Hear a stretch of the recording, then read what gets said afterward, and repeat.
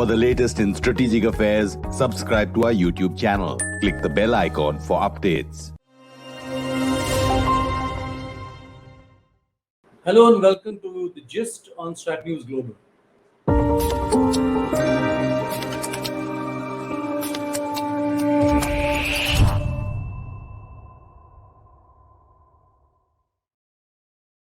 Hi, I'm Surya Gangadharan, and this evening our focus is on the Chinese satellite tracking vessel, the Yuan Wang, which is seeking to enter Hambantota Port in Sri Lanka. As of now, it's not clear whether the ship will be allowed to dock, given India's protests. But let's get a look at what this ship is all about. What can it actually do? The Yuan Wang's presence in the Indian Ocean can also be linked to India's launch of a new small satellite launch vehicle. As you're aware, that launch failed, but the fact that it was a new rocket that India had developed is something the Chinese are interested in. So the presence of this vessel in the Indian Ocean. If the ship docks in Hambantota Port, it will mean that it will be able to monitor India's key locations, whether it's the nuclear facility at Kalpakkam, the under construction submarine facility on the Andhra coast, or even the launch facility that we have in the Bay of Bengal. So that's a crucial location for any tracking, for any spy establishment. Finally, it tracks the electromagnetic spectrum and monitors the seas underwater to establish when submarines communicate with their headquarters. So essentially, they're looking to try and fix at what time Indian submarines get in touch with their naval headquarters. Thereby, they can track their location. So that's what the Yuan Wang can do. So as you can see, it's a sophisticated vessel.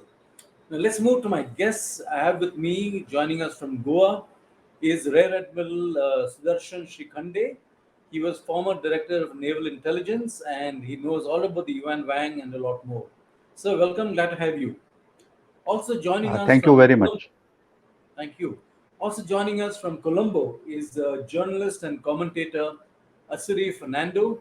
Asiri has been writing frequently on the current situation in Sri Lanka, and he joins us at a time when he can give us some insight into the developments in Colombo that prompted the invitation to the Yuan Wang. So, Fernando, welcome. Glad to have you. Thank you for the opportunity. My first question is to Admiral Shrikhande. Sir, at a time when satellites give us so much imagery and information and analysis of what's happening in whichever corner of the world, does the Yuan Wang, in that sense, really alter the that dimension? Does really bring something extra?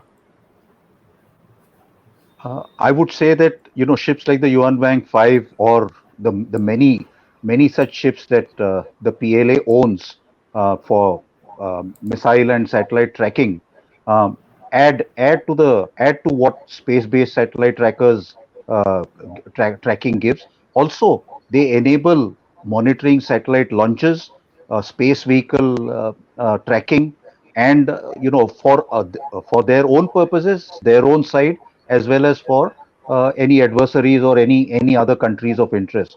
So as we know, sometimes these ships are called missile range instrumentation ships. Many countries have them. The former Soviet Union had some very large ones. Russia has many, but I think many have been scrapped in the years gone past. So has the United States scrapped many, but they are building new ones. And India too has commissioned a similar ship, the INS Dhruv, some time back. So these ships are very necessary for one nation's own purposes, for space-based tracking and satellite launches, satellite tracking, to monitor what is going on, and as I said, to look into what an adversary might be doing also. So these ships are very capable ships. They are fitted with large antennae and a variety of probably electronic intelligence devices, perhaps some underwater listening devices also, and they have long legs, very high endurance. Many of them are purpose built, but like the Americans and in some cases even the Russians and the Soviets, many of them were tankers or cargo ships, which were then retrofitted to become missile tracking ships. So, assuming it docks at Hambantota Port, what all information do you think the ship can gather? Well, I would say that the ship can gather information wherever such a ship is, whether in harbor alongside or just off Hambantota or off any other coast or further deeper into the sea away from land. Uh, so it is not so much, I think, her presence in alongside in a port that enables greater sensory pickups, but I would say that. It is probably a little, if I could put it that way, inelegant of the Chinese to have made such a request to a beleaguered Sri Lanka at such a stage in that country's period of difficulty after uh, mounting debts, mounting pressure on Hambantota, the long lease of Hambantota, to insist at such a time that our ship has to dock in for logistics at a time where the people of Sri Lanka um, lack logistics for a population itself, which is being addressed with great difficulty. So I would say that this is yet another manifestation of wolf warrior diplomacy, to to use a word that the Chinese have used, uh, of inelegance, so to speak, of statecraft, and put that much pressure on Sri Lanka. You're being very delicate, sir. Asiri Fernando, the million-dollar question. At a time when the Chinese are in a kind of a not in such a good spot because of the lack of the limited help they have given Sri Lanka. I mean, who on earth invited them to allow them to dock this vessel in Hambantota? Well, from the information that we know, um, it was their request to dock there, uh, and that request had been made to the Minister of Foreign Affairs. It is our understanding that the East Asia division of the Minister of Foreign Affairs had granted permission for this vessel in a similar fashion that they have granted permission to like similar vessels in the past. However, I think where what didn't happen was that they did not consult the Minister of Defense or the Sri Lanka Navy in the process of granting approval, which they should have done. And had it been done so, I think this vessel visit would have been much better managed by the Sri Lankan authorities. Just to put it in context, Sri Lanka has allowed survey vessels from a lot of countries to dock in Sri Lanka for replenishment. It's a commercial purpose. I think over the last 2 to 3 years, about 5 Chinese survey vessels have come to Sri Lanka for replenishment, sometimes at Colombo, maybe at Galle. But there's a criteria that they follow, that the Navy briefs the Minister of Foreign Affairs, and the Minister of Foreign Affairs attaches that conditions that their AIS tracking system be operational at all times while they traverse through our EEZ, our exclusive economic zone, and that they not carry out any scientific survey of the sea or the seabed while they traverse through Sri Lankan waters. These conditions were attached to this approval that was granted for the YW5's visit to Hambantota. However, the lack of consultation between the relevant stakeholders is a mistake, in my opinion. Does the deal on Hambantota Port allow visits of ships such as this? Well, it is not a warship. It is not under international law categorized as a warship, and Hambantota Port is open for commercial traffic for anyone. And it has been visited by warships as well of number of countries, including India. Two destroyers called in to Hambantota in March. We've had American, Japanese, as well as Korean and some European warships. The Russian Pacific Fleet flagship called into Hambantota last year as well. So there has been foreign warships visiting Hambantota simply for replenishment, but the Sri Lankan Navy and the Customs and Coast Guard are in charge of security arrangements at Hambantota. This is something the Sri Lankan government, I think, has been at pains to point out over the years. Um, and when the vessels are in port, it is customary that no emissions or no transmission or surveillance is done.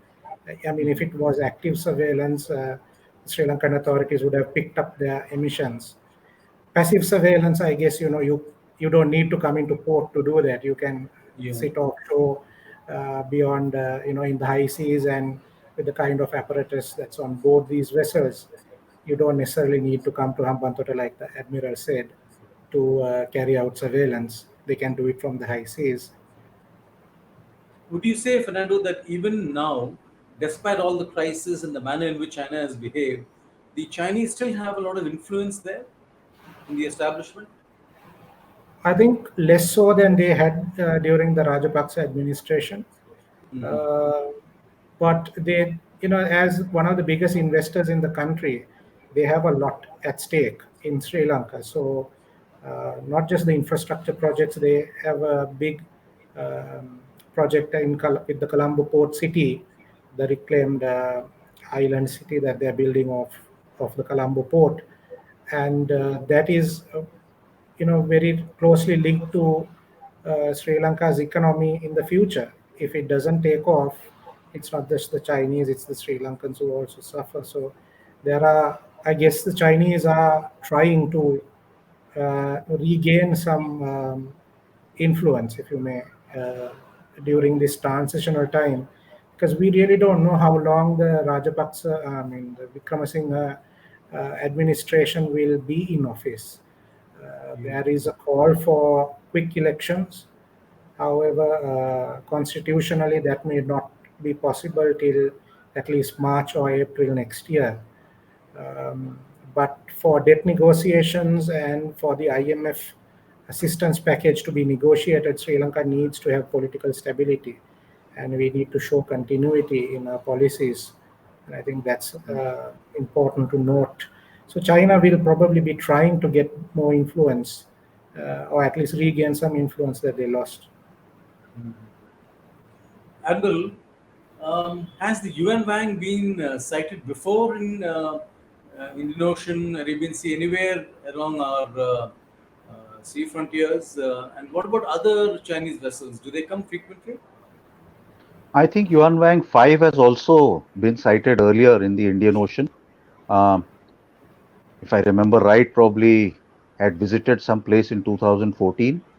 However, many ships of this type, and apart from that, there are some, instead of, missile downrange or missile range tracking ships or satellite tracking vessels like the Yuan Wang series, uh, Chinese have been, operating a lot of research vessels, marine research vessels in the Bay of Bengal and across the Indian Ocean, including in the Arabian Sea.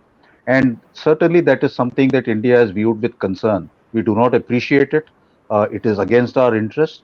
And whereas it is by any means it is Sri Lanka's sovereign decision to decide on which ship visits. That's the sovereign right, of course. But Sri Lanka also understands, I think, Indian concerns about some of these issues, and there is a lot of empathy in Sri Lanka.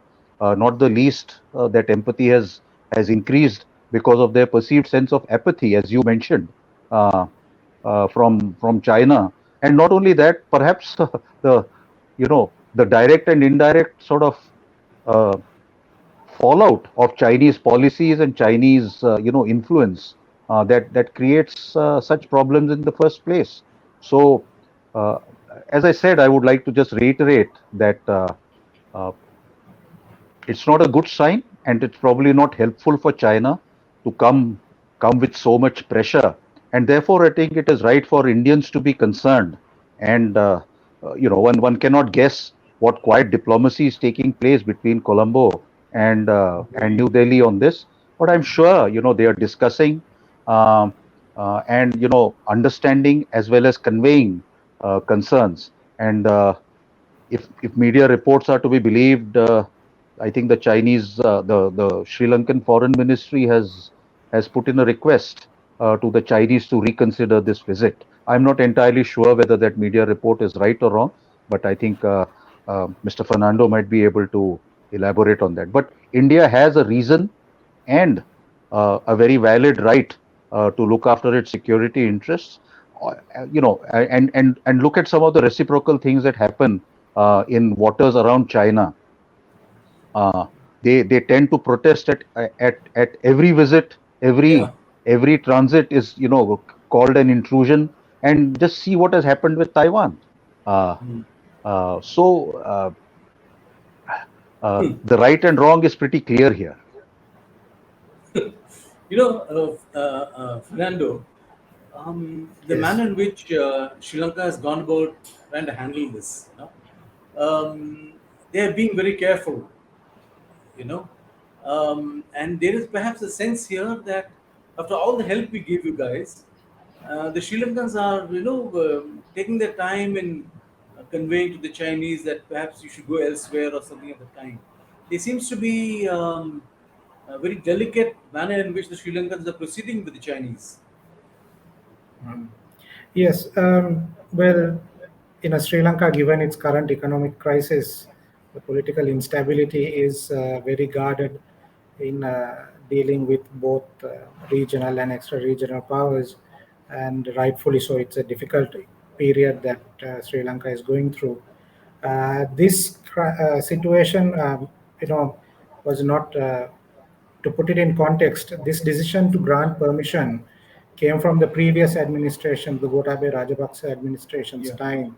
So this is something that the Wickremesinghe administration has to deal with, that was decided by the previous government. In light of that, I think because both India and China has been very helpful to Sri Lanka. India more so has been very proactive since COVID-19 started, and even after the Easter Sunday bombings, with the economic conditions deteriorating following it. Um, China, I guess, has been very helpful, but less so in terms of economic aid Yeah. when compared with India. Uh, the the timing, like you mentioned before, the timing of this visit, therefore, is you know from a Sri Lankan point of view, I wonder whether it is a test to see where Sri Lanka's foreign policy, how it will be recalibrated with the new administration. Because I think when the decisions were being made, it was very clear that the Rajapaksa administration was standing on its last legs, and that a new administration of unknown, composition will come in soon after. So perhaps this is China testing Sri Lanka's compass during these times to see where Sri Lanka will be aligning itself with. Um, but it's a double-edged sword. Now, what the admiral said about rescinding permission, we know that the foreign ministry has communicated to the Chinese, asking them to seek an alternative place to dock, or to postpone the vessel's arrival. This, of course, has two sides to it. One, yes, it immediately addresses the Indian concerns about it.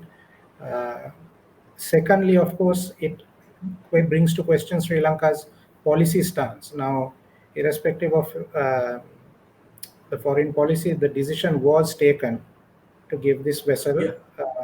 permission to call into port for replenishment, a commercial activity. By now changing our stance on it, at a time that international community and the uh, people who we owe, um, our lenders, are watching to see policy consistency in Sri Lanka. So this could damage Sri Lanka either way. The decision to, ask the Chinese to reconsider, it will most likely have a significant impact on China and Sino-Lanka relations, because what China stands on is, from what we understand, they said, well, you have given permission, you're a sovereign country. Why are you rescinding permission now? Once concerns have been raised by India. Now, if you recall, last year, China won a competitive tender to establish renewable energy, mixed energy uh, project in the islands of Jaffna. Yeah. Again, India raised concerns about it, and Sri Lanka had to walk that back. So the Chinese are also, they are trying to, I guess, gauge Test the the political waters. in the waters here. But of course, the thing is, if Sri Lanka continues to be inconsistent in its policies, that's going to also make Sri Lanka look, weak with our, when we go to do our debt negotiations to restructure debt, that may affect their. It may also complicate the debt negotiations with China, because China owns a significant portion of our external debt. Admiral, do we have anything comparable to what the Chinese have in terms of this kind of missile tracking? You mentioned the Dhruv, the vessel. Is that do we also send it to the South China Sea? Uh, I think the vessel has been commissioned recently. Um, to my knowledge, it's operated in areas where our own trekking is required. I'm not too sure about the operational status of the vessel, um, but eventually, she will ply in waters which are, you could say, downrange, which means where she would be required to track Indian satellite launches, Indian spacecraft, etc. And that's what most of these vessels do. Uh, uh, if in that process, I suppose hypothetically, sometimes we need to deploy in the Western Pacific. Uh, in India's own security interests, in terms of our own space-based tracking information that we require, perhaps she could deploy in the Western Pacific. So it's on a scientific need on where the location is. But we must not forget that uh, China probably has launched a fair amount of additional satellites during the current Taiwan crisis, low Earth orbit satellites, perhaps satellite swarms that they are capable of launching. And all of this requires greater tracking effort, because satellites keep sort of going round and round the Earth. So you need tracking efforts in different parts of the globe for your own stuff. So to that extent, what creates concerns as a capability concerns for all those nations which are concerned about China. And if anything can be said, the one major change that has happened in 3 years of COVID and everything else, and China's growing wolf warrior diplomacy, quote unquote. Uh, what seems to have happened is that more and more countries are now concerned about the various fields in which China is acting against, global, regional, and individual nations' interests. So, uh, overall, I think China is making its own future uh, somewhat too exciting for itself, if I could put it that way.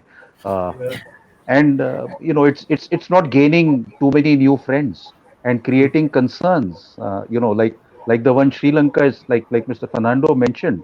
No decision is easy for Sri Lanka under the circumstances.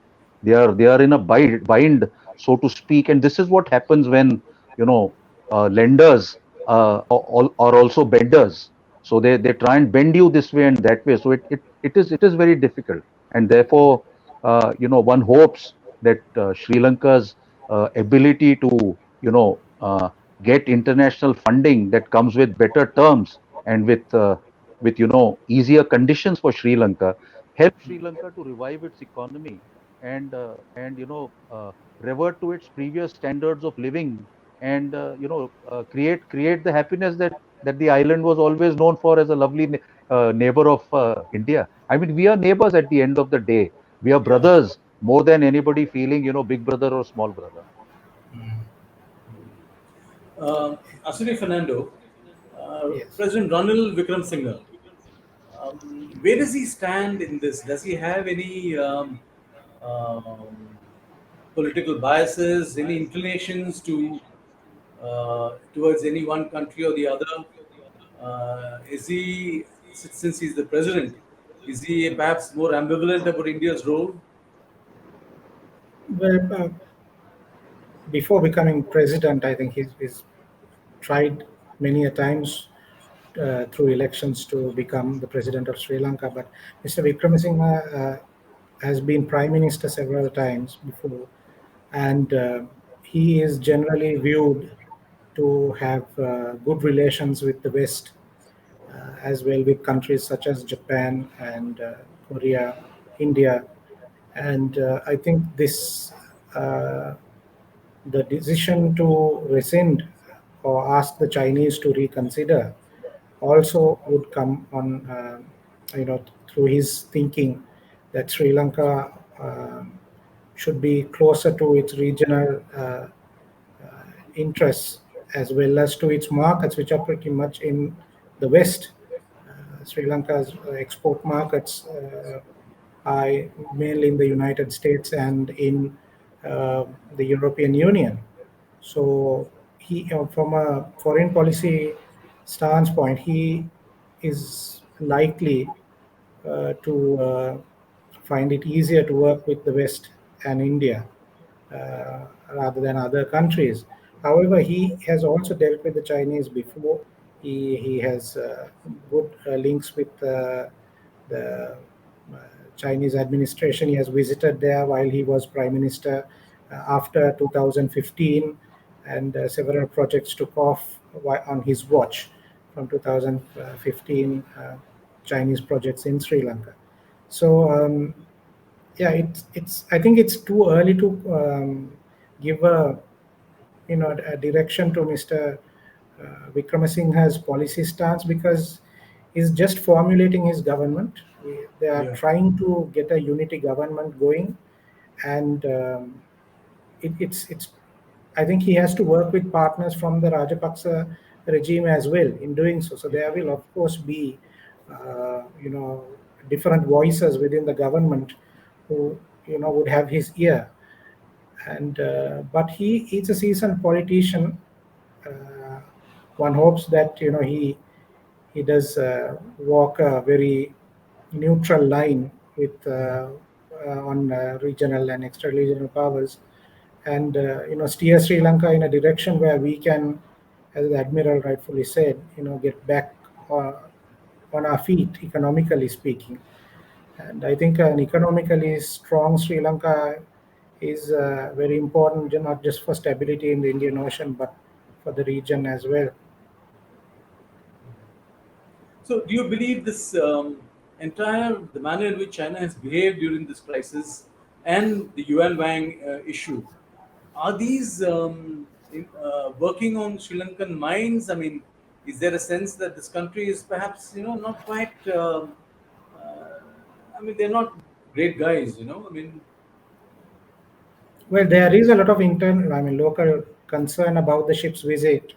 There have been a lot of public concern about particularly Chinese vessels because last year when Sri Lanka had a sudden policy change on agriculture, the use of chemical fertilizer, and moved overnight to use organic fertilizer only. Sri Lanka tried to purchase a consignment of organic fertilizer from China. There was a dispute about it, but the Chinese vessel arrived, and it was plying the southern waters of Sri Lanka for weeks, although it was not permitted to call port. And that was very concerning for Sri Lankans, why the Chinese were behaving in that way.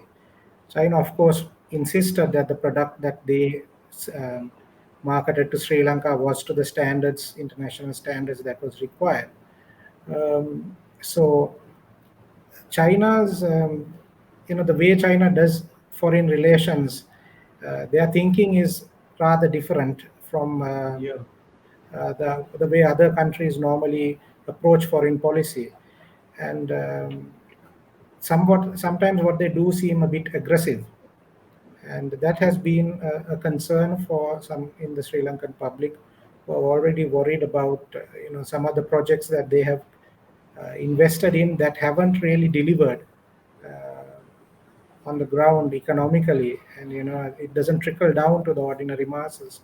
So there have been also a lot of concern about corruption with their projects. So those things with this ship's visit, uh, public concern is high about. Admiral, last question. Does the Yuan Wang incident, does it kind of push the case for India to speed up acquisition or procurement of such intelligence vessels? We have only one, as you mentioned. Is there a case for more in the given the kind of scenario we live in? Well, I guess as India's space program, enhances both for civilian purposes as well as for military purposes, and the entire world is realizing more and more. And I don't think proof of it was needed. What we've seen, the way satellites have been used in the ongoing conflict in Ukraine and in several other areas, and including space-based surveillance, is a great component of deterrence. And I think we should do whatever it takes to help deterrence stand.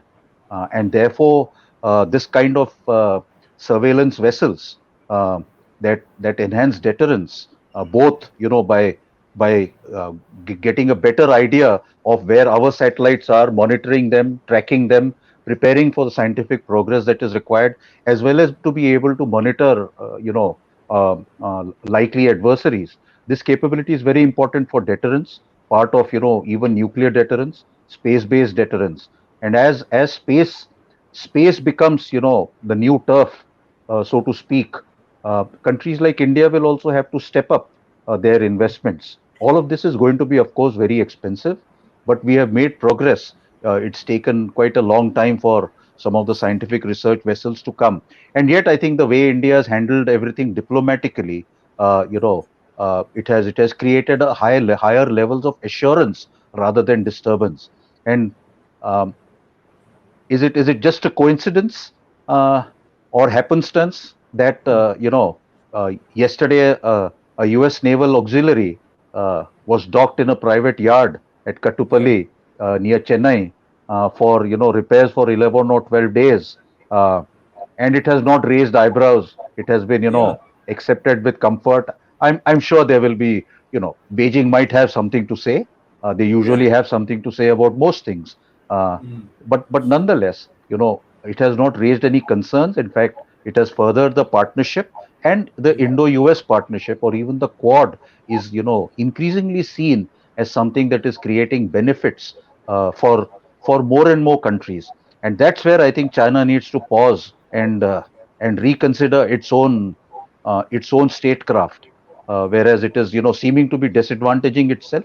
And therefore, to overcome those disadvantages, will it rely more and more on the robustness of its military instruments, uh, or it is going to acquire, do something better to acquire friendships and empathizing countries rather than not. And therefore, Yuan Wang is, perhaps a small example uh, of the larger things that is going on. This won't be the last such incident. I'm sure this won't be the last time that Colombo will be Absolutely. put Yeah. into a tight spot by making such requests. This may not be the last time when India might raise its concern to a friendly country like Sri Lanka. Neighbors have to share concerns also, and I think that process is pretty robust between India and Colombo, and that's what we need to um, also recognize, that India and Sri Lanka can have these conversations off the record. I imagine, uh, and neither is the media in any country going hysterical about the other country. Yeah, Uh, yeah. in firstly granting permission, or in India, putting in pressure, because I don't think it is quite as simple as that. In this case, I think the domestic concerns of Sri Lanka and the domestic circumstances of Sri Lanka manifesting in Yuan Wang's visit are of very much greater interest, and I think the Chinese might take note of that. Good point. Fernando, last question also to you. That's the entire incident. I mean, in the past we've had labor unions revolting against plans to give a certain terminal to Indian interests, and there appears to be an undercurrent of anti-India sentiment in Sri Lanka. Um, uh, we are not seeing perhaps comparable anti-Chinese sentiment. I mean, nothing Well, there on the streets. I think the recent public protest campaigns that we saw coming uh, with the political instability, there was a big uh, call from the public about accountability into large scale infrastructure projects, many of which are through Chinese investments or Chinese loans. So the public is waking up to the economic impacts of such large scale projects, and people are questioning them more openly now than it was several years back. In terms of what the trade unions voice, Sri Lanka has been having a very strong protectionist attitude towards industry, and particularly state-owned enterprises and infrastructure, critical infrastructure like ports, airports, and telecommunications and things like that. I think they would raise their voice against any type of privatization, because that's just how the trade union movement has been framed in the country, and that's a long-term issue. But all of that, I think now, given Sri Lanka's economic position, Sri Lanka will have to take a very hard look, shine a light on its practices over the last 30 or 40 years, and decide on where they are going to make changes, and those changes will impact the public and the trade unions. There will be certain places that will be impacted heavily, but that call has to be made now. So moving forward, I think even for most foreign investments would be scrutinized for efficiency and things like corruption. But I think there would be less public resistance for foreign direct investments into Sri Lanka, given the current situation we are in now. In fact, the dilemma for small countries like Sri Lanka, I mean, I'm sure there must be tremendous pressure from India. There's pressure from China at a time when its economic situation is so acute. I think the dilemma for these countries is well, it's tough, very, very tough choices to be made. Gentlemen, thank you very much. Asiri Fernando, Admiral Shrikhande, pleasure talking to both of you. And let's hope the Yuan Wang goes somewhere else, maybe Gwadar or Djibouti, but somewhere far from here. Thank you very much. Pleasure talking to both of you. Thank you Thank so you. much. And for those of you who joined us on this conversation, subscribe to our YouTube channel, follow us on social media, Instagram and Twitter. Thank you very much. Good night.